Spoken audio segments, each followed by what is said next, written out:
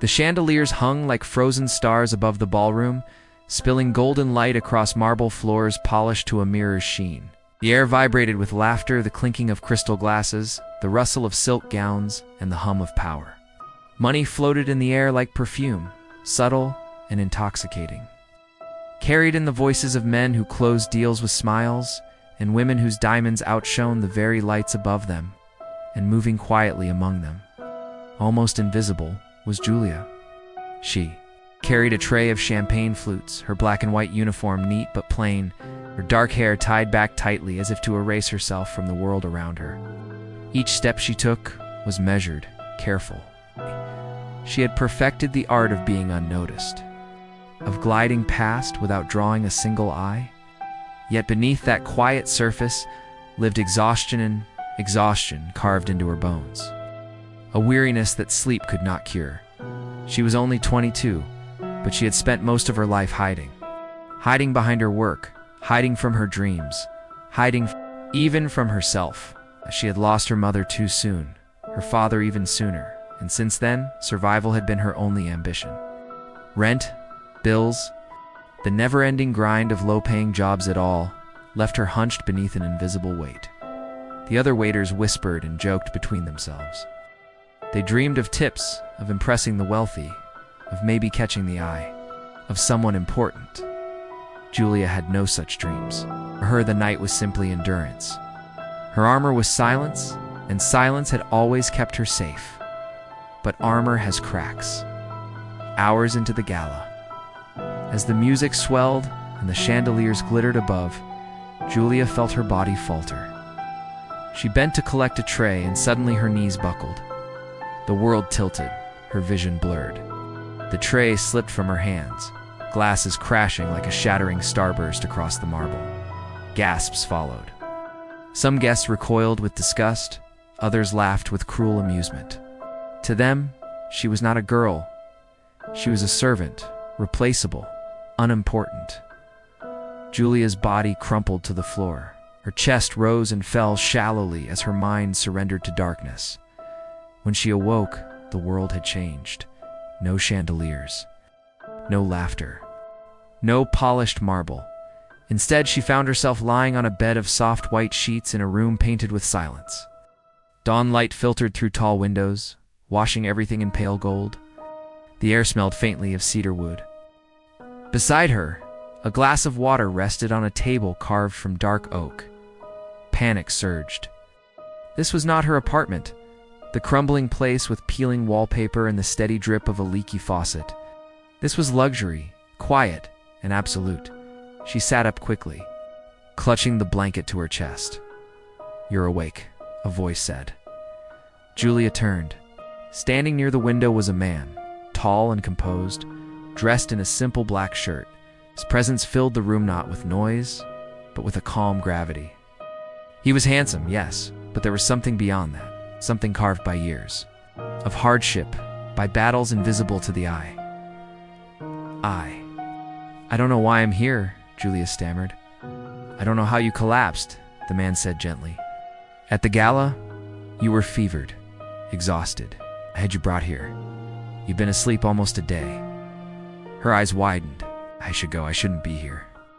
"You're safe," he interrupted, his tone quiet but steady. "Rest." His gaze lingered on her, not with hunger, not with judgment, but with something else, something softer. Recognition later. When she gathered the courage to step from the bed, he offered her tea. She accepted, though her hands trembled as she held the delicate porcelain. "You don't know me," she said cautiously. "Why would you help me?" He was silent for a long moment. Then softly he said, "Because I know you." Her heart stumbled. "That's not possible." His eyes searched hers, and then he said, "The mark, behind your ear, small crescent." "Shape." Julia froze. Instinctively, her hand flew up, covering the birthmark she had hidden all her life. Her hair had always been long enough to conceal it. Very few had ever noticed. "How do you?" The man exhaled slowly, as though releasing a secret he had carried too long. "Years ago," he began, "I had nothing. I slept beneath bridges, on cold stone.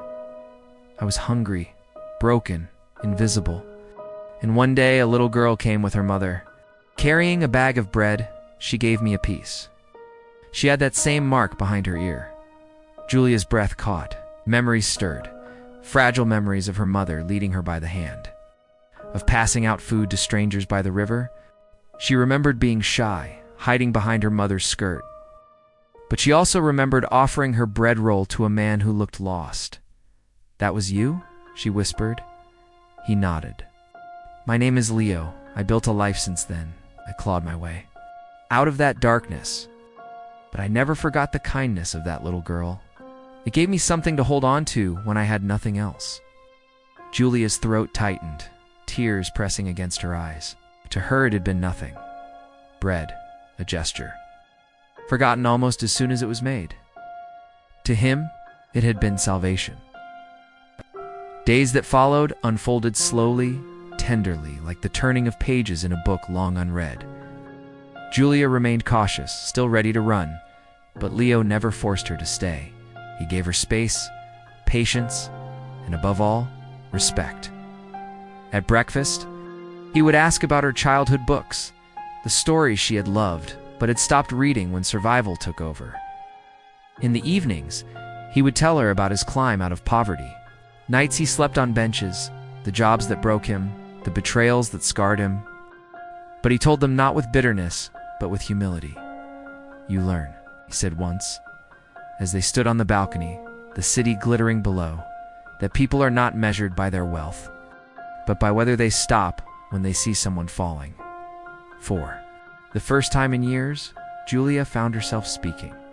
She spoke of her mother's laughter, of the loneliness that followed, of the weight of always feeling small in a world that demanded boldness. "You think you are invisible?" Leo told her gently, "but you are not." He gave something away once, something kind, unnoticed, and it came back. That is how the world bends, slowly, quietly, toward those who refuse to stop being human. Each day in Leo's world revealed something new.